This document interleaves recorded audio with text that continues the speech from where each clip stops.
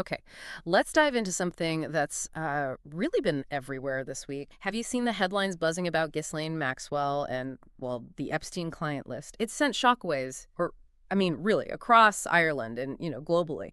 So today we're taking a deep dive into some frankly explosive claims and the conflicting reports swirling around them.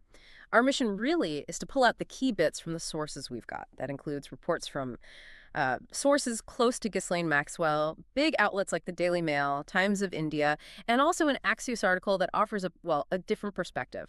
The goal is just to help you understand what's being claimed, what's denied, and, why it matters. Yeah, what's fascinating here, right off the bat, is this collision. You've got this really dramatic claim hitting up against a very clear official denial. It just forces you to ask, okay, what's really going on underneath all this? Exactly. So here's where it gets really interesting, maybe the core of it. We know Ghislaine Maxwell is currently serving that 20-year sentence for child sex trafficking. But then, according to these sources close to her and reported, like you said, Daily Mail, Times of India, she's apparently expressed a willingness to testify before Congress about that infamous Epstein client list. And if we try to connect this to the bigger picture, Maxwell reportedly claims that President Trump is not on this list. That's a specific exclusion she apparently makes. But, and this is the bit getting a lot of attention, she does allegedly implicate top Democrats. That distinction is, well, it's crucial for understanding the political storm this is kicking up. Right. It immediately frames it in a partisan way, doesn't it? But hang on, because it's not quite that simple, is it? Yeah. This really raises a big question for you listening. Is this some genuine confession? A real revelation? Because, well, we also have this completely conflicting report. It's from an Axios article published July 7th. And it states pretty clearly that the FBI says there is no such client list. Like, it doesn't exist in their files. And that's the core tension right there. So this raises that important question.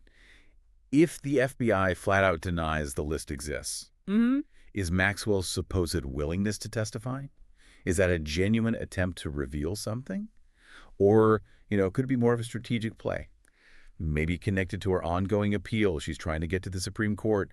The sources reporting her offer, they kind of suggest both possibilities are being considered. Is it real? Is it strategy? It makes you wonder about leverage, doesn't it? Is she trying to create leverage for that appeal? It's certainly possible. I mean, if she does have information, genuine information, that's a powerful card to hold. But if it's purely tactical for the appeal, which, let's face it, as a long shot, it could be a gamble.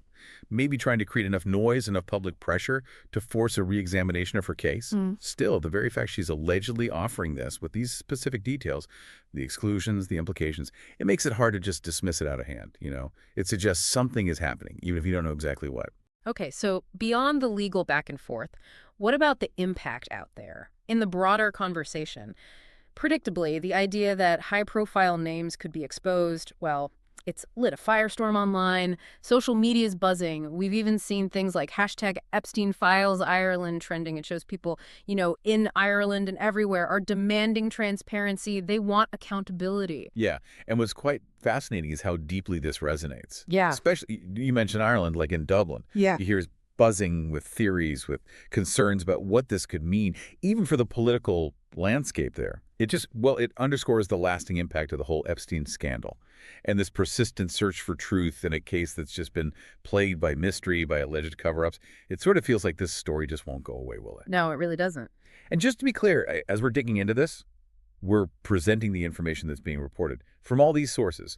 We're not, endorsing any specific side or claim here, just laying how it's being said. Right. So what we've really unpacked today is this really complex web, isn't it? You've got Ghislaine Maxwell's alleged offer to testify, her very specific claims about who is and who isn't on some kind of list. And that's clashing, like, head on with the FBI saying, nope, no such list exists. It's a story playing out legally, politically, socially, all at once. Exactly.